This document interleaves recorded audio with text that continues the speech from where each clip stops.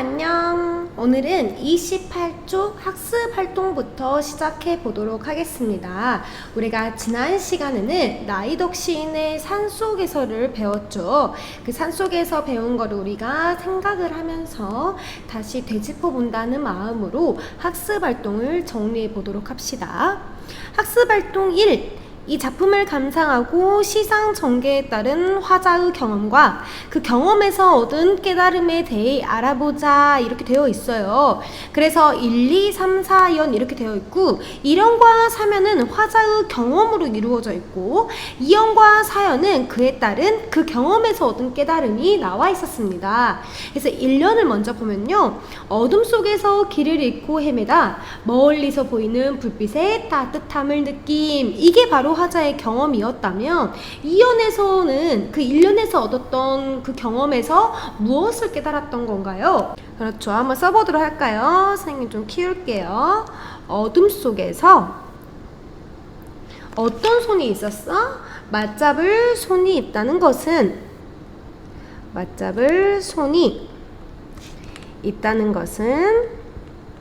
위로가 된다.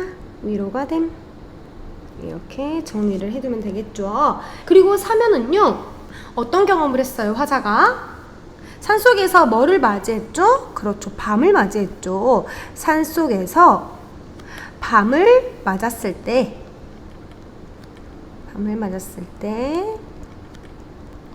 어떤 거? 거대한 산줄기보다 무슨 지붕? 그렇지.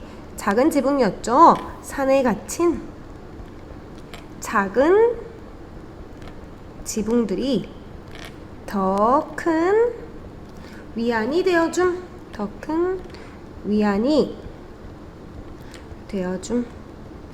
그래서 사연에서 이 경험을 통해 깨달은 게 있다면 이러한 먼 곳의 불빛은 나그네가 계속 걸어갈 수 있게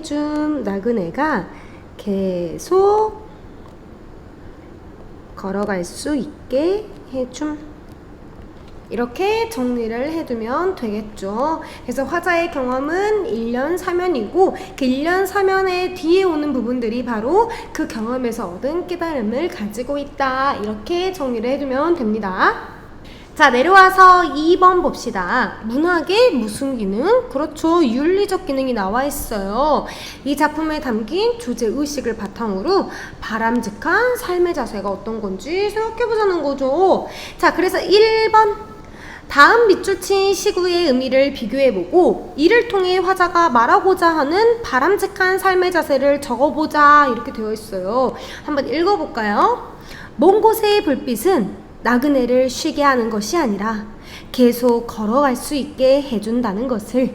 자, 이렇게 되어 있어요. 자, 밑줄 친 식구의 의미, 쉬게 하는 것, 그 다음에 계속 걸어갈 수 있게 해준다는 것. 먼저 쉰다는 거는 어떤 거야? 그렇죠. 선생님이랑 배운 것처럼 편안하게 하는 거. 그리고 지금 이 사람은 걷고 있는 거잖아요. 길을 잃었던 그 나그네, 그러니까 잠깐 동안이라도 좀 쉬어, 그런 상태죠. 그래서 일시적으로 나그네를 편안하게 하는 것을 의미, 이렇게 적으면 되겠죠. 그래서 이렇게 쉬게 한다는 것은 편안하게 하는 거. 그러나 계속 걸어갈 수 있게 해준다는 건 어떤 의미를 지니고 있냐? 바로 나그네가 지속적으로 움직일 수 있는 희망과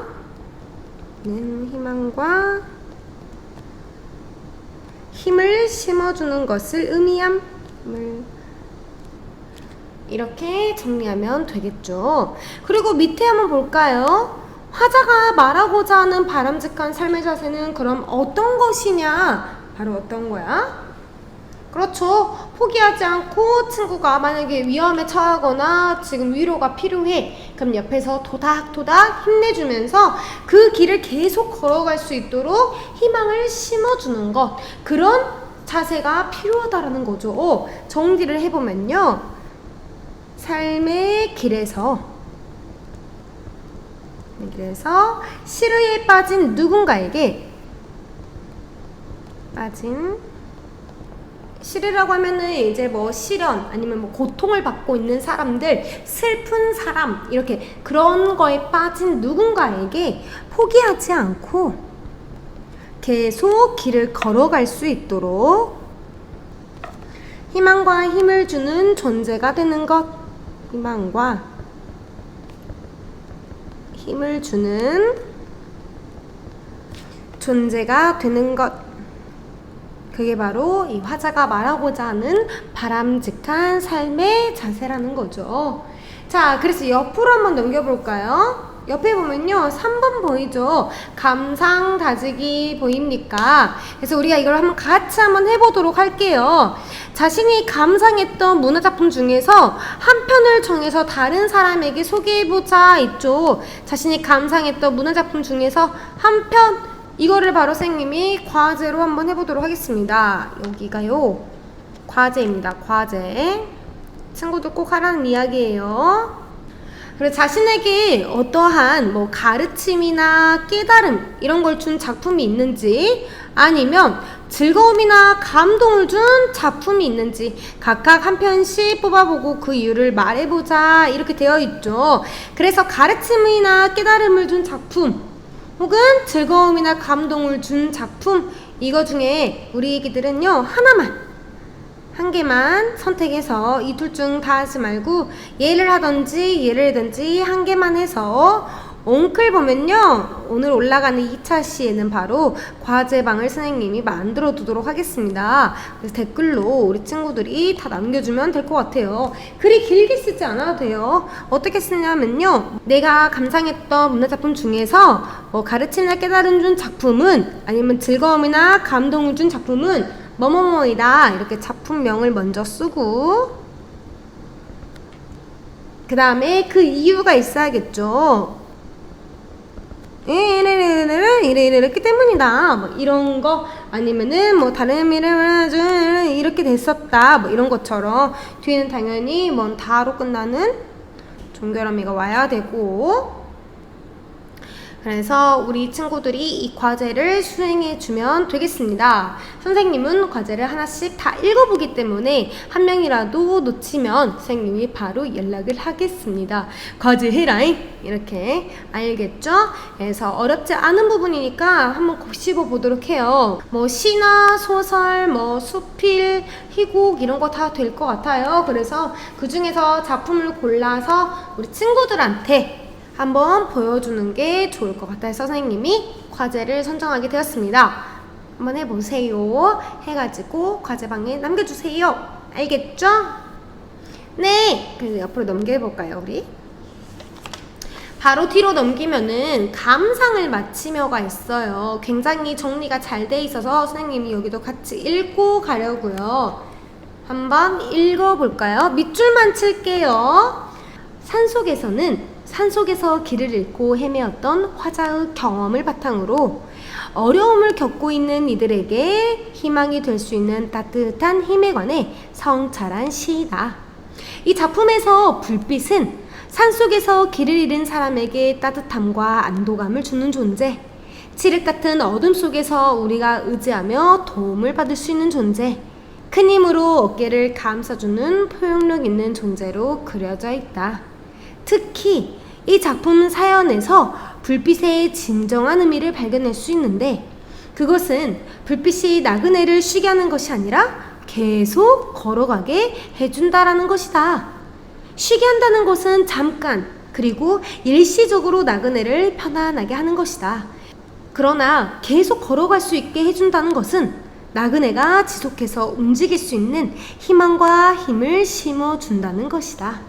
화자는 나그네가 계속 걸어갈 수 있도록 해주는 불빛을 긍정적인 존재로 인식하며 우리 역시 시리에 빠진 누군가가 포기하지 않고 계속 길을 걸어갈 수 있도록 해주는 불빛 같은 존재가 되기를 소망하고 있는 것이다. 이렇게 되어 있죠. 여기 맨 마지막도 밑줄 그으면 좋을 것 같아요. 그래서 여기 위에 보면은 불빛의 역할이 나와 있죠. 따뜻함과 안도감을 주기도 하고 하고 어둠 속에서 우리가 의지하며 도움을 받을 수 있기도 하고 또 큰 힘으로 어깨를 감싸주는 포용력 있는 존재로 그려져 있다는 것을 알 수가 있겠죠? 네! 그래서 우리가 이 시를 배우면서 문학의 기능 중에서 어떤 기능을 배운 거예요?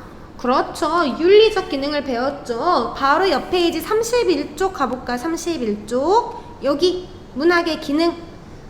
우리가 미적 기능도 배웠고 그 다음에 인식적 기능, 이건 수호제기죠. 그 다음에 윤리적 기능에서 우리가 바로 산수개설을 배웠습니다. 그렇다면 이 문학의 윤리적 기능은 어떤 건지 한번 읽어볼까요?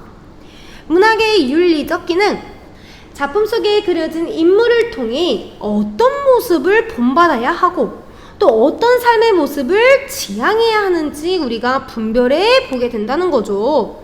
또 문화작품을 통해 다른 사람의 다양한 삶을 접하면서 스스로의 자신의 삶을 돌아보고 바람직한 삶에 대해서 진지하게 생각해 볼 수 있는 기능을 가지고 있습니다. 그래서 이 두 가지를 통틀어 문학을 통해 삶의 의미를 깨닫게 된다. 이게 바로 문학의 윤리적 기능이었습니다. 그래서 우리가 여기까지 문학의 윤리적 기능에 대해서 배웠고요. 선생님, 옆에 있는 인식적 기능도 해주세요 라고 할 줄 알고 선생님이 곰곰이 생각해 보니까 우리 친구들이 수호제기를 지은 작가가 당연히 정약용이라는 거는 웬만하면 절반 정도는 알아야 된다고 생각하는데 아이들이 모른다는 것은 다 까먹었다는 소리. 그래서 선생님이 인식적 기능을 어차피 여기를 해줘야 되니까 수호제기를 배워보도록 하겠습니다. 그래서 수호제기는요 몇 쪽이에요? 20쪽이죠. 20쪽으로 갈까요? 앞으로 넘겨봐. 20쪽. 그래서 여기 20쪽으로 왔죠. 20쪽에 수호제기가 있어요. 이렇게. 그래서 여기는요 인식적 기능과 관련이 돼 있어요. 인식적 기능. 선생님, 인식적 기능에 대해서 다 까먹은 것 같은데요 라고 하면 바로 또 앞으로 넘겨봐요. 앞에 넘기면 우리 여기 배웠던 부분이 있거든요. 여기를 보면요 인식적 기능에 대해서 나와 있습니다. 어디? 여기 있죠. 뭐라고 되어 있어요? 한번 큰 소리로 읽어볼까요? 문학의 인식적 기능, 새로운 사실을 이해하고 깨달음을 얻기도 한다. 이게 바로 문학의 인식적 기능이죠. 문학의 인식적 기능이란 인간과 세계에 대한 이해를 높이고, 여기 이쪽 여기 문학의 인식적 기능, 그 다음에 내가 알지 못했던 새로운 사실을 발견하기도 하고, 또 기존에 알고 있던 것을 새롭게 인식할 수도 있다는 것을 바로 문학의 인식적 기능이라고 했어요. 기억나죠? 이런 마음을 가지고 우리가 이거 배운 걸 토대로 이 수호제기라는 작품 속에는 어떤 문학 작품, 특히 인식적 기능이 들어가 있는지 우리가 여기를 잘 살펴보면서 글을 읽어보면 되겠죠. 그래서 수호제기를 한번 해보도록 할게요. 그치만 선생님이 수호제기 더 나가면 우리 친구들 뭐야 진짜 선생님 진짜 이럴까봐 쉬었다가 다시 시작해 보도록 하겠습니다. 수호제기 나가야 돼요, 여러분들. 알겠죠? 물론 시험 범위에 포함됩니다. 그럼 우리 좀 이따 봐요. 안녕.